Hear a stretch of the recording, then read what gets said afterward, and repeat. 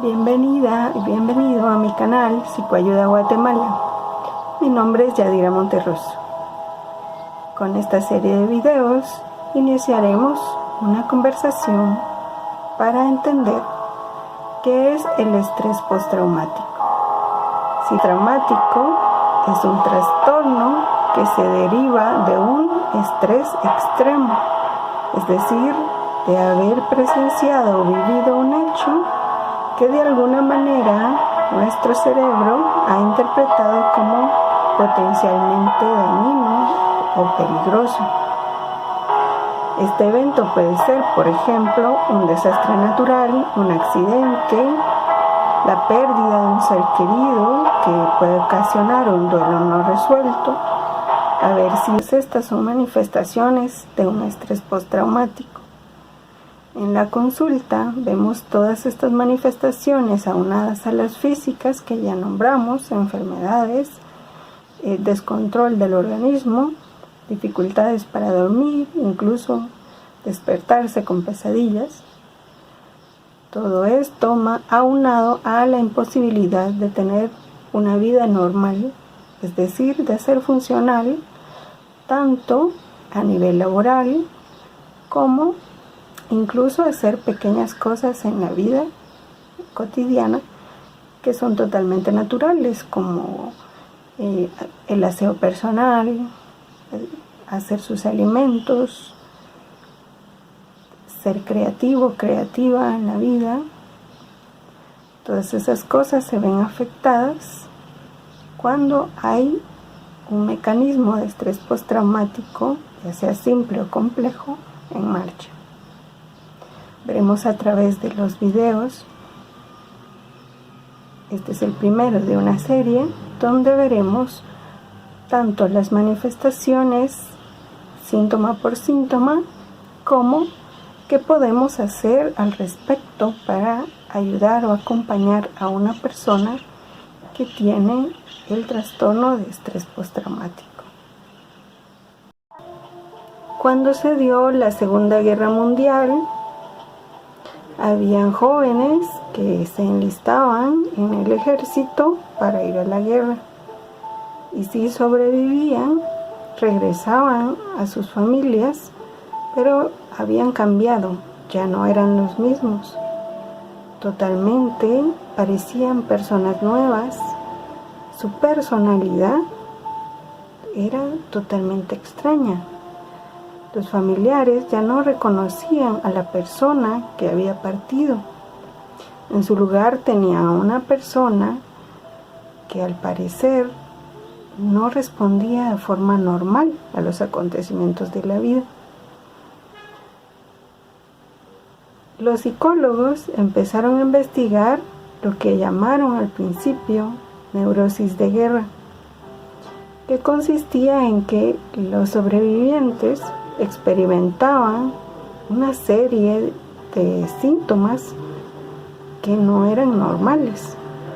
Por ejemplo, despertarse en medio de la noche o en la madrugada, volviendo a revivir las batallas del campo, sintiendo terrible miedo ante la muerte, incapacidad para relajarse, para dormir, dificultades en la memoria. Pero bueno, estos eran los síntomas que los familiares podían ver a simple vista. Resulta que al buscarles apoyo psicológico a estas personas, los psicólogos empezaron a ver formas de ayudar a las personas que sufrían el síndrome, al que llamaron después trastorno de estrés postraumático. Pero según los manuales de diagnóstico psiquiátrico y psicológico, ¿cuáles son los criterios para diagnosticar el estrés postraumático? Definamos. El trastorno de estrés postraumático es una alteración psicofisiológica del cuerpo y de la mente de la persona que ha vivido una exposición a una situación potencialmente dañina que pone en peligro inminente su vida. El cuerpo queda activado para la defensa, la huida o la parálisis. Estas tres formas de afrontamiento son las características del estrés normal cuando nos exponemos ante un peligro. Por eso el nombre del trastorno es estrés postraumático. Síntomas pueden ser reexperimentación de los eventos potencialmente dañinos, extremadamente evitación de los lugares o situaciones que activan la memoria y la presencia de conductas o situaciones que impiden al sujeto llevar una vida cotidiana normal. Veamos tres grandes criterios diagnósticos. Uno de ellos es la reexperimentación, es decir, que el cuerpo y la mente de la persona reaccionan como que si estuvieran volviendo a experimentar el hecho dañino o el hecho amenazante.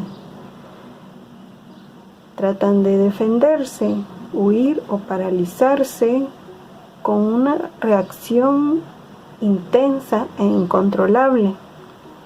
Se activan emociones fuertes de miedo, enojo o simplemente se desconecta su cerebro en la parte racional y simplemente se activa la parte límbica o el cerebro reptiliano, que es el cerebro del instinto de sobrevivencia. La persona queda atrapada en el hecho como que si lo estuviera viviendo una y otra vez, sin poderlo detener.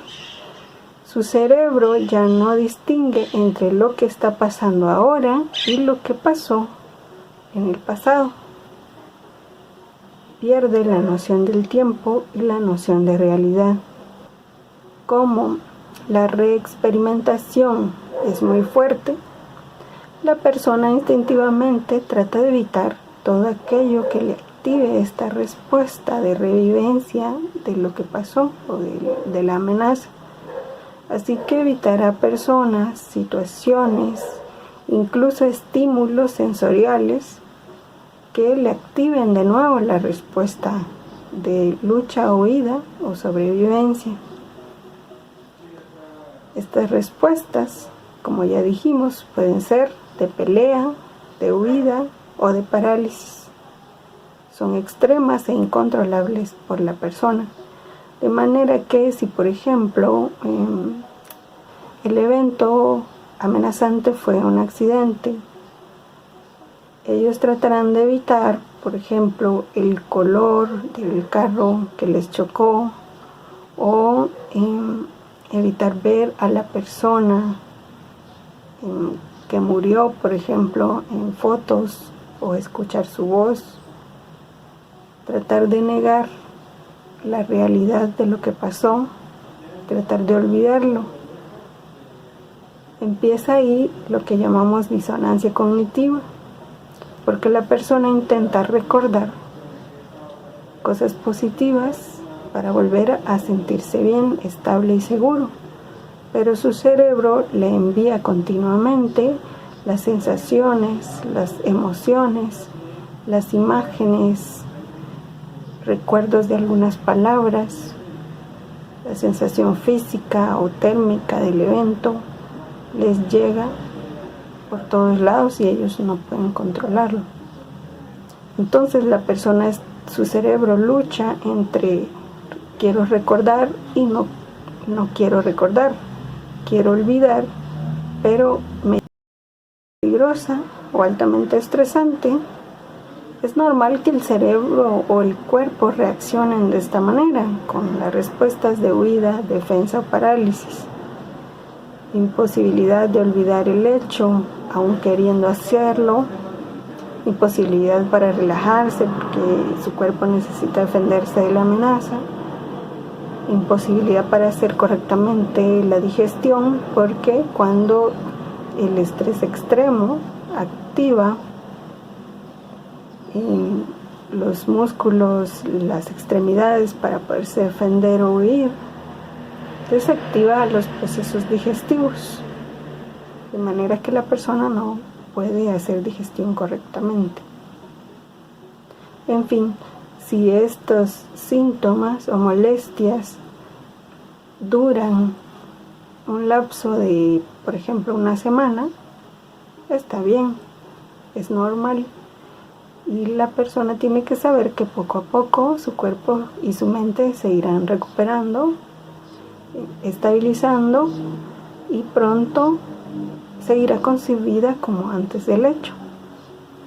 Pero si estos síntomas permanecen durante más tiempo e impiden el desarrollo correcto de su vida personal, laboral, o impiden sus relaciones sociales, entonces estamos hablando de un diagnóstico de estrés postraumático, ya sea simple o complejo. Algo importante de resaltar es que si algunas personas algo puede ser muy traumante y para otras no. Por ejemplo, para una persona puede ser muy traumante perder a uno de sus progenitores, ya sea por muerte natural o porque la persona se vaya, se retire de la presencia. El abandono puede ser muy traumante para alguna persona, pero para otra no, simplemente lo ve como normal o natural. O por ejemplo, el haber sido asaltado en la calle por un robo. Una persona puede ponerse mal unos días y pronto establecerse normalmente. Pero si este hecho mínimo del robo a lo mejor no fue tan grave, hay personas que jamás desarrollarán un estrés postraumático. Sin embargo, otras quedarán con las secuelas de este hecho de manera permanente, y hasta que no busquen ayuda terapéutica no podrán estabilizar su salud mental. Es decir, que los hechos potencialmente traumatizantes tienen que ver con la resistencia psíquica o la resiliencia que la persona pueda tener, con la valoración que le da a los eventos, si para mí es significativo o no es significativo este evento, y si también tiene apoyo social en el momento en el que está viviendo el estrés por ese acontecimiento. Podemos, tanto los terapeutas como personas que estamos cerca de una persona que está en crisis, poderle apoyar con primeros auxilios psicológicos para que no desarrolle un estrés postraumático complejo o simple. Otro factor es que, por ejemplo, los veteranos de guerra, cuando regresaban, un cierto porcentaje desarrollaba estrés postraumático, pero otros simplemente continuaban con su vida como que si nada hubiera pasado. Ya dijimos que tiene que ver con la fortaleza psíquica, pero también tiene que ver con su historia personal y cómo se ha configurado su cerebro y su sistema nervioso con respecto al afrontamiento de situaciones estresantes. Con el autocuidado que esta persona tiene, con cuidar su salud física, la nutrición, tener un plan de autocuidado a nivel físico, psicológico y social. Es decir, son más resilientes que otras. Y también tiene que ver un poco con su genética.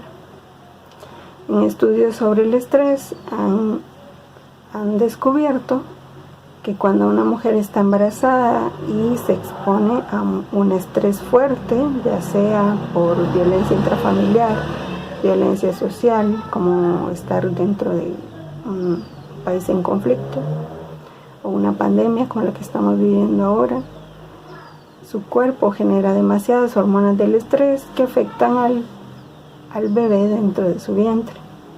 Cuando este bebé nace, tiene más facilidad o está más propenso a desarrollar crisis de ansiedad o ser muy miedoso o ser hiperactivo. Es decir, que el estrés en la vida fetal también nos predispone para que cuando nacemos, somos niños, adultos, adolescentes, cualquier evento que sea amenazante puede activar una respuesta desproporcionada a veces ante la amenaza. Por ejemplo, que a un niño lo muerda un perro puede ser altamente estresante e incluso traumatizante. Para otro niño simplemente me mordió el perro y a los días está bien. Tendrá precauciones al acercarse a los perros, pero sabrá que hay perros que agreden y perros que no. Es decir, recobrará su estabilidad rápidamente. Hasta aquí. Muchas gracias por quedarte a ver este video. Si tienes dudas o comentarios o te gustaría seguir con este tema, dale un like a este video, comparte con alguien a quien le pueda ayudar. Nos vemos hasta la próxima.